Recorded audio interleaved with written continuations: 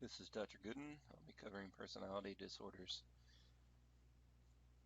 Persons' broadly characteristic traits, coping styles, and ways of interacting in the social environment emerge during childhood and normally crystallize. That means become somewhat stable um, and specific into its established patterns by the end of adolescence or early adulthood. These patterns constitute the individual's personality, the set of unique traits and behaviors that characterize the individual. Moving from temperament to personality. Temperament's what we're born with, sort of our early um, um, ambiguous personality, our unformed personality that is somewhat genetically based. Env Environment will play a role on that and our interaction with it. Um, on that nebulous sort of personality that is temperament, and form a more crystallized personality that we call personality. It's going to be somewhat stable. The only thing that's really going to change a personality is a dramatic shift in someone's life, like an injury to the head, a lobotomy, things like this. And we can, you know, maybe you're dating somebody, you want them to be a nicer person, you want them to be dramatically different. You need to understand that people at the core are going to stay the same, no matter how hard they try, even. They're going to be that same core person. They can improve um, on their negative qualities, but um, they're not going to become a different person. Let's just say it that way. All right. Um, most personality traits are characterized by 5 personality trait dimensions. These are called the Big Five. Neuroticism, extroversion or introversion, openness to experience, agreeableness or antagonism, and conscientiousness. So here we have openness, and we see that these are in the order that I like, which is to spell the word ocean. It's just easiest for me. I'm sure you can make other words like Nyoka, um, or Acneo, or Nacio, whatever you want. Um, Openness is curious, original, intellectual, creative, and open to new ideas. Might be a little adventurous. These are the people you want to call when you want to go do something uh, adventurous or risky or just get out of the house. Openness is a key there. Conscientiousness, organized, systematic, punctual, achievement oriented, and dependable. This is huge in terms of this is the one that's tied to longevity the most. Longevity being how long we live. Conscientiousness, the more conscientious we are, the longer we're likely to live. Organized, systematic, punctual, achievement oriented, dependable, reliable, um, thorough.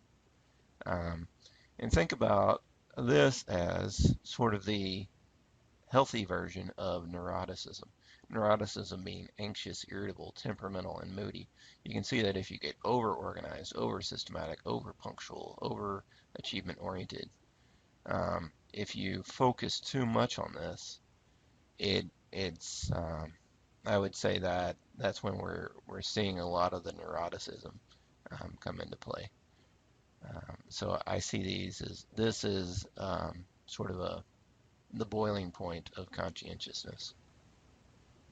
Extroversion is outgoing, talkative, sociable, enjoys being in social situations. Of course, introverts enjoy this too. They just get their energy from uh, getting done with the party they just went to, going home, and having time to themselves. Whereas extroverts can spend time to themselves, but they get energy when they actually go out and participate socially. Agreeableness, these are affable, tolerant, sensitive, trusting, kind, and warm individuals. Um, they're going to be easy to get along with, easy to get to know, um, make good easy friends in that way. Conscientiousness would make them on-time friends, not going to flake on you. Openness would make them adventurous friends. Extroversion would make them the life of the party friends. Neuroticism would make them drama friends. Okay. Most of our personalities suit our society. In other words, you don't have a personality unless it gets along, so to speak, with your society. Other individuals have inflexible and maladaptive traits that are unable to perform adequately at some of the varied roles expected of them by their society. When that happens, we have a personality disorder. There are two general features of a personality disorder: chronic interpersonal difficulties and problems with one's identity or sense of self. To be diagnosed with a personality disorder, the person's enduring pattern of behavior must be pervasive and inflexible, as well as stable and of long duration. It must either cause clinically significant distress or impairment in function and be manifested in at least two of the following areas: cognition, affectivity, which is emotions, interpersonal functioning, or impulse control. And these often cause as much difficulty in the lives of others as in their own lives. Others view them as confusing, exasperating, unpredictable, and sometimes unacceptable. This is not often due to stressful events in recent past, rather from gradual development of inflexible and distorted personality and behavioral patterns that result in persistently maladaptive ways of perceiving, thinking about, or relating to the world, sometimes due to early childhood stressful events, though. Some are incarcerated, while others manipulate society and stay free. This depends on the disorder and the pattern of the disorder.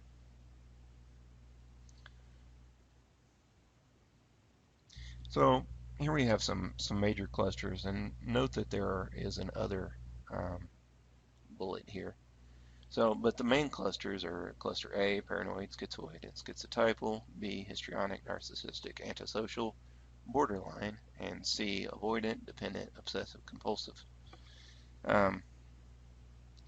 So cluster A, these people are odd or eccentric with unusual behavior ranging from distrust and suspiciousness to social detachment.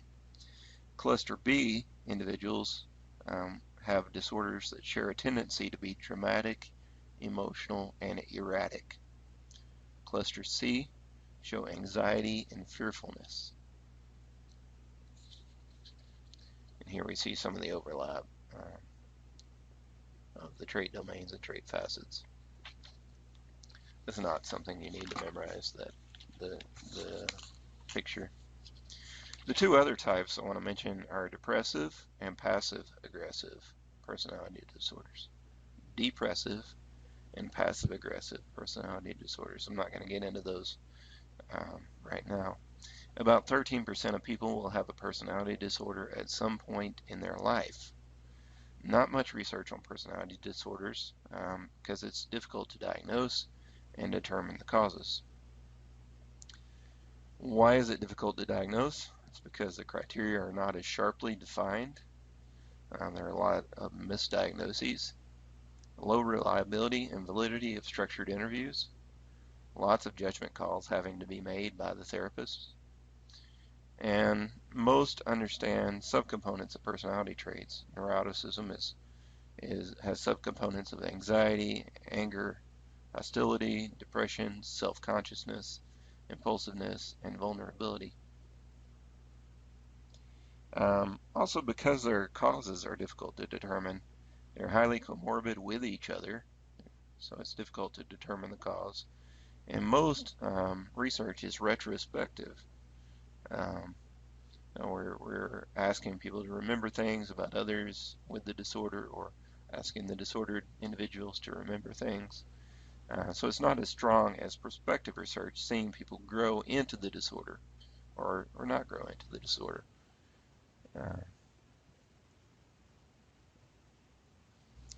The paranoid personality disorder is a pervasive suspiciousness and distrust of others, leading to numerous interpersonal difficulties.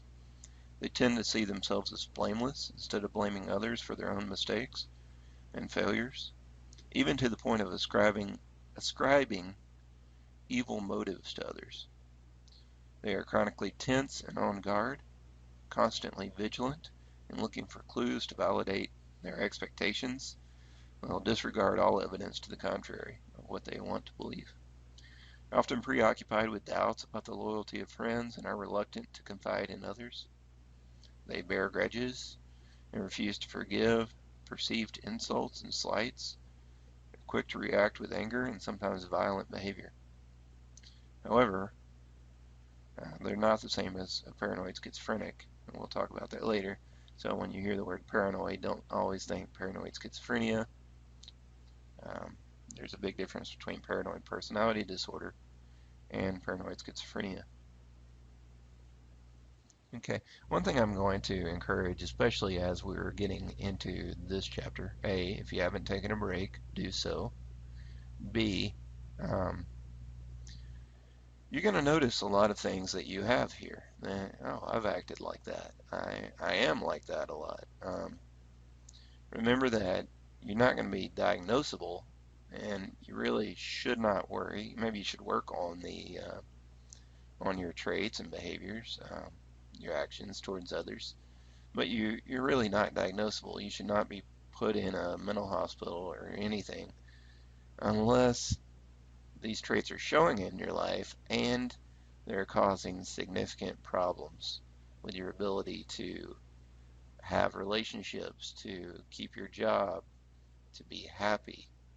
And by significant, I mean this isn't a small tornado that passed in the neighboring county. This is level 5 or whatever, a big tornado that ruins everybody's house. That's when you start worrying about it. And try to think about the amount of damage that your personality is causing. We all have what I call threads of personality disorders. It does not mean you have an actual disorder.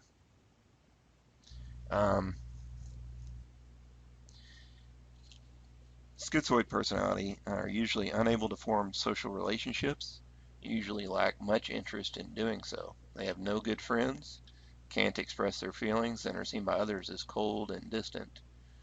They often lack social skills. They're loners or introverts. It's rare for them to get married. They don't take pleasure in most activities, including sex. They're not emotionally reactive, so rarely experiencing strong positive or negative emotions. They sort of have an apathetic mood. Okay. Schizotypal personality disorder. They are also excessively introverted and have pervasive social and interpersonal deficits. They also have cognitive and perceptual distortions. Okay, so add that in, these distortions of thought and perception. They have oddities and eccentricities in their communication and behavior. They're highly personalized, and superstitious thinking is problematic. Others believe that they have they often believe that they have some sort of magical power and may engage in some sort of magical ritual.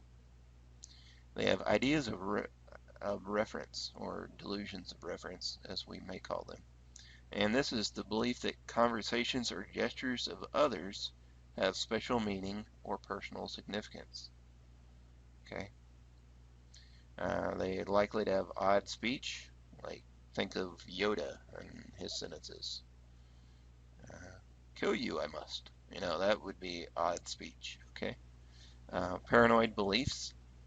Some believe it to be a less severe form of schizophrenia. It's linked to childhood sexual abuse and trauma. Here we have histrionic personality disorder, and I just, put a random picture of a random person on here. characterized by excessive attention-seeking behavior and emotionality. They tend to feel unappreciated if they are not the center of attention. They are lively, dramatic, excessively extroverted styles, often ensuring that they can charm others into attending to them or giving them attention. Their patterns do not lead to stable, satisfying relationships because others get tired of them. Others tire of providing this level of attention. Their appearance and behavior are often quite theatrical and emotional, as well as sexually provocative and seductive. Um, they may attempt to control their partners through seductive behavior and emotional manipulation, but they also show a good deal of dependence. Speech is often vague and impressionistic. What does that mean?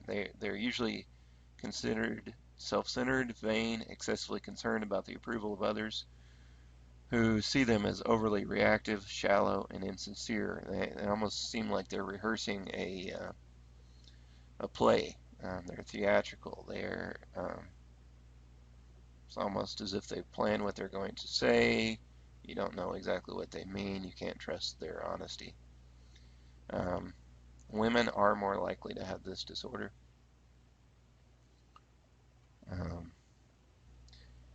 Next we have narcissistic personality, again with another picture of a random person. You see this individual is very excited about being giving attention.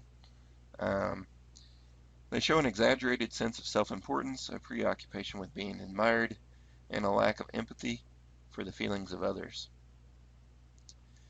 Grandiosity is one key word. It's the most important and widely used diagnostic criterion for diagnosing narcissistic patients, manifested by a strong tendency to overestimate their abilities and accomplishments while underestimating the abilities and accomplishments of others. They have a sense of entitlement that is frequently a source of astonishment to others, although they regard their lavish expectations of others as merely what they deserve. They behave in stereotypical ways, constant self-references and bragging to gain the acclaim and recognition they crave. They believe they are special and often think they can be understood only by other high-status people, or that they should associate only with such people.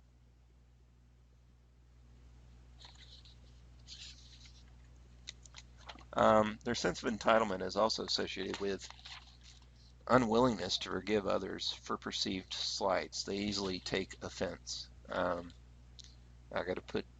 Might have put this person's coach right next to him.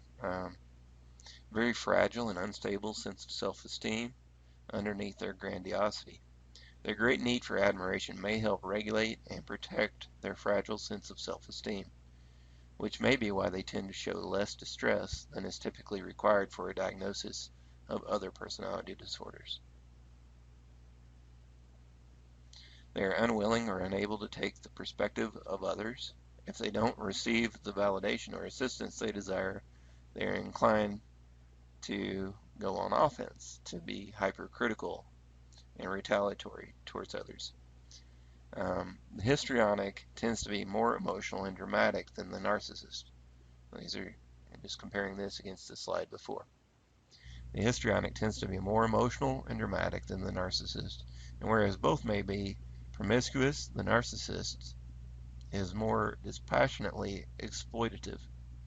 In other words, manipulating without caring about the person, while the histrionic is more overtly needy. But both will be exhibitionistic.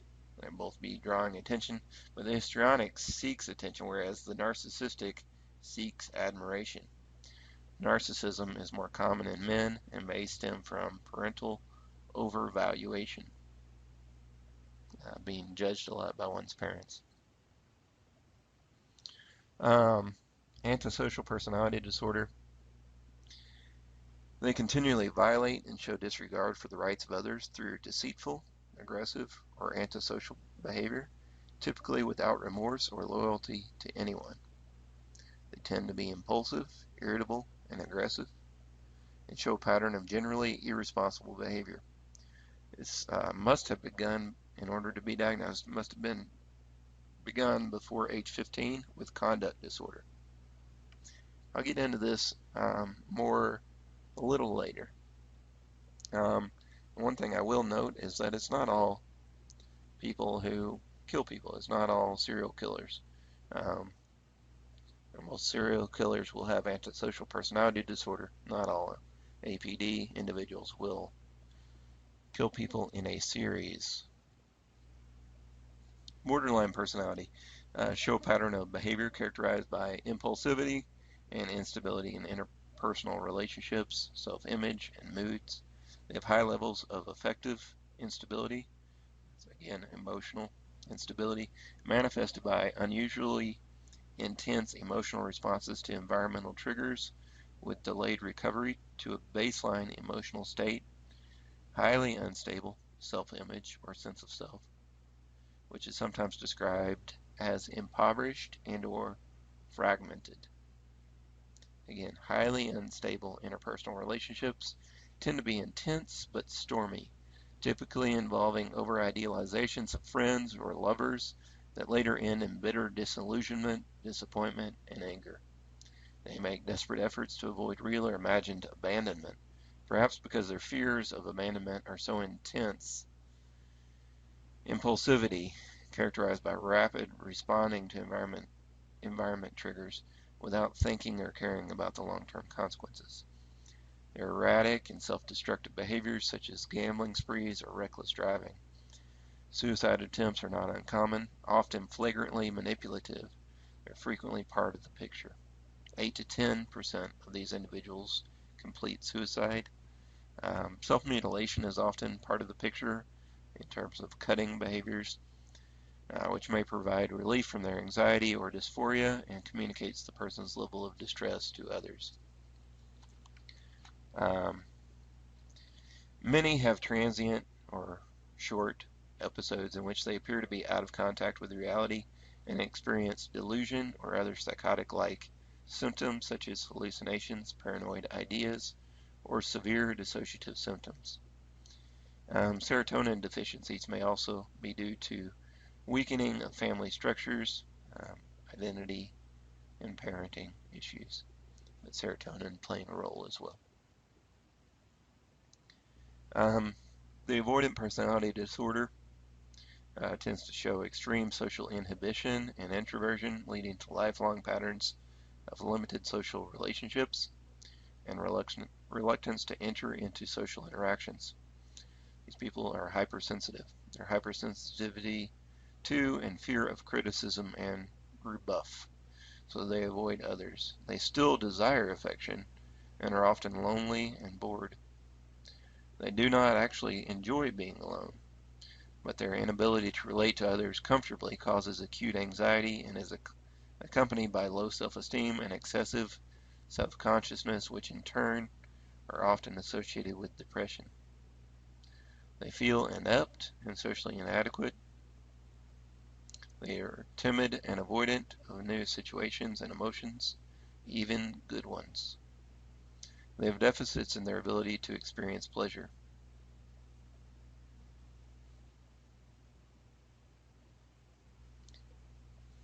The dependent personality disorder tends to show an extreme need to be taken care of, which leads to clinging and submissive behavior.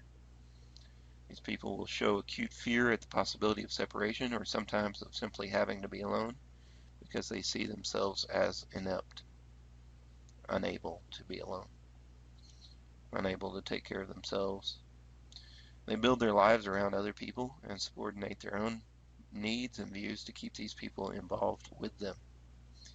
They may be indiscriminate in their selection of mates, in other words, not picky. Choose anybody that will pay attention to them and give them time and energy and attention. They fail to get appropriately angry with others because of a fear of losing their support, which means that dependent personalities may remain in psychologically or physically abusive relationships. They have a lot of difficulty simply making decisions without a great deal of advice and reassurance because they lack the self-confidence and feel helpless even when they have actually developed good work skills or other competencies. They may function well as long as they aren't required to be on their own. This is more common in women, maybe due to some degree to overprotective parenting.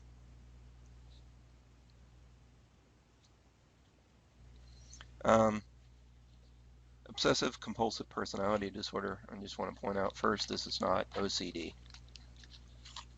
obsessive compulsive disorder. This is obsessive compulsive personality disorder, or OCPD, characterized by perfectionism and an excessive concern with maintaining order and control. This is more of a personality, okay, than OCD. Careful attention to rules, order, and schedules. Very careful in what they do, so as not to make mistakes, but because the details they are preoccupied with are often trivial, they use their time poorly and have a difficult time seeing the larger picture. They have what we call dysfunctional perfectionism, which often results in never finishing projects. They are devoted to work to the exclusion of leisure activities and may have difficulty relaxing or doing anything just for fun. They have difficulty delegating tasks to others and are quite rigid, stubborn, and cold. Their rigidity and stubbornness, as well as reluctance to delegate, are the most prevalent and stable features of OCPD lifestyles, characterized by over-conscientiousness, inflexibility, and perfectionism, but without the presence of true obsessions or compulsive rituals. I'm going to repeat that last part. These people do not have the presence of true obsessions or compulsive rituals, which we would see in obsessive compulsive disorder. People with OCPD are not generous towards others, but are also unwilling to be generous to themselves. They have interpersonal difficulty due to excessive devotion to work and great difficulty expressing emotions. They have no true obsessions or compulsive rituals, again.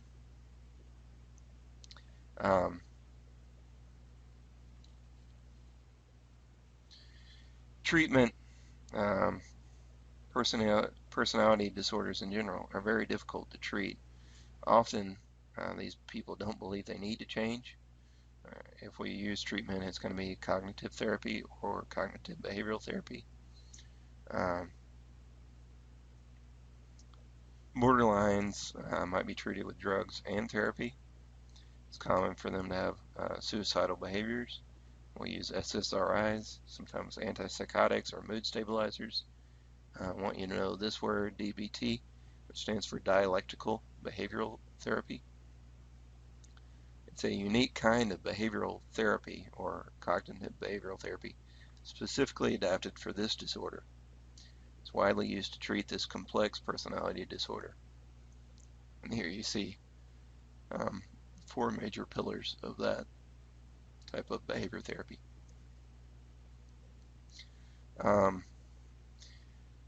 They often have an inability to tolerate strong states of negative affect.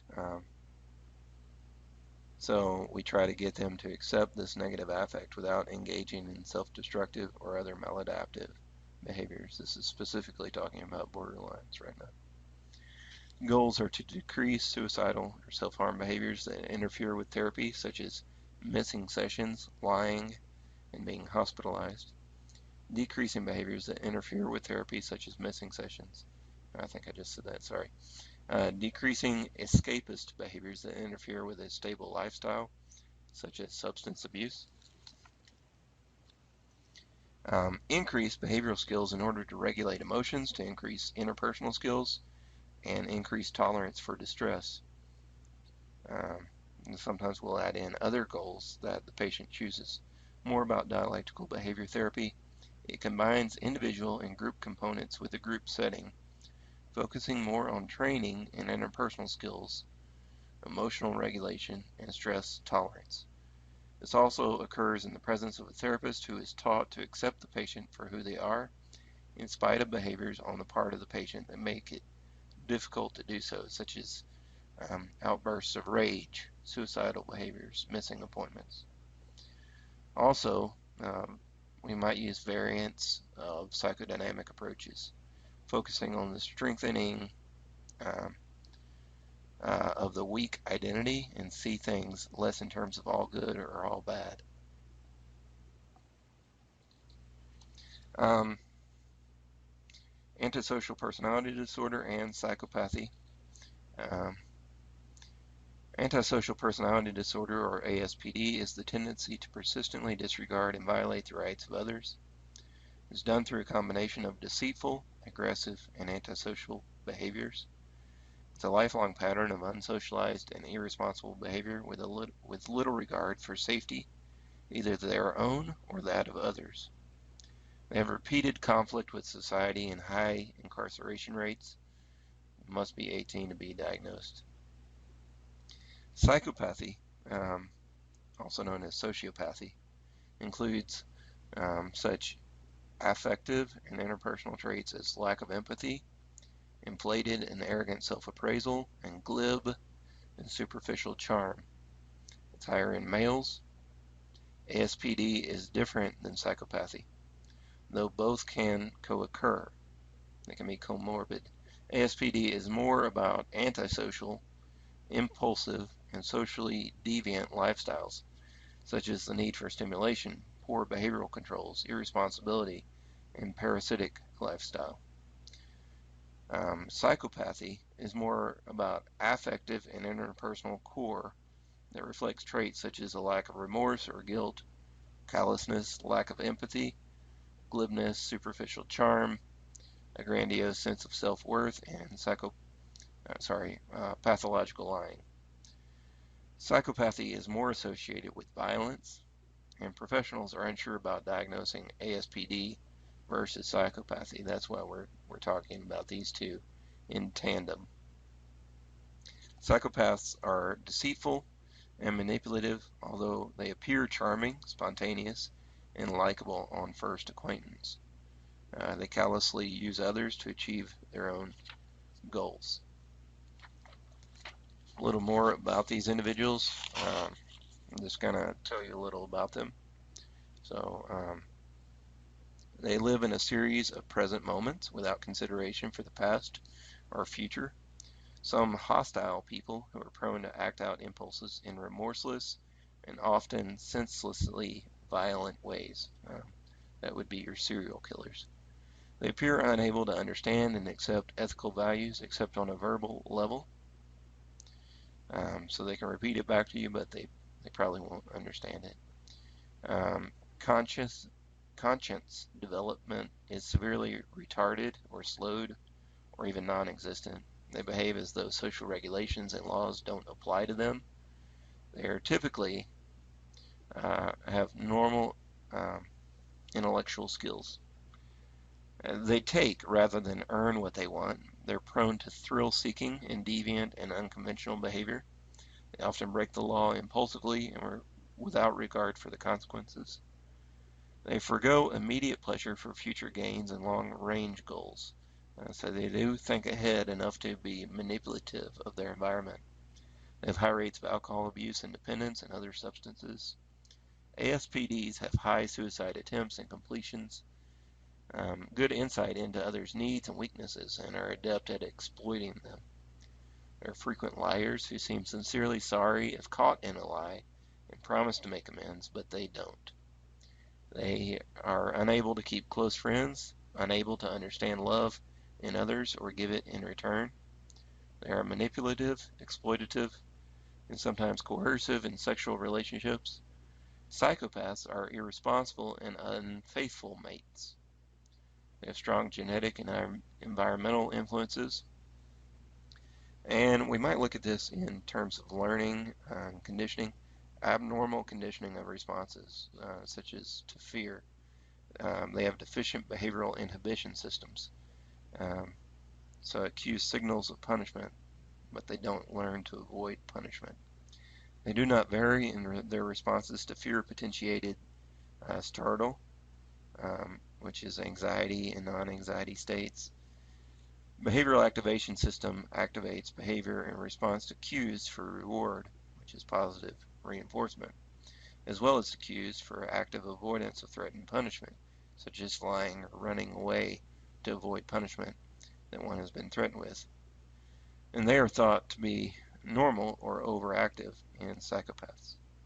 They show less activity in the amygdala during fear conditioning and when viewing sad or frightened faces. The younger they start, the higher the risk.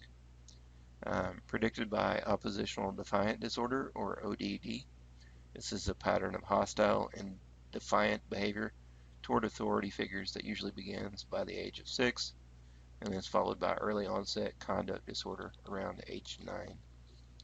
So there's a progression that we want to see in order to diagnose these individuals.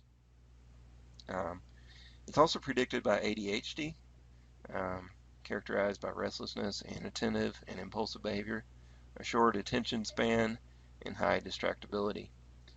ADHD has very poor prognosis when combined with conduct disorder. There's going to be more violence in that case. They do not suffer from distress or believe they need treatment.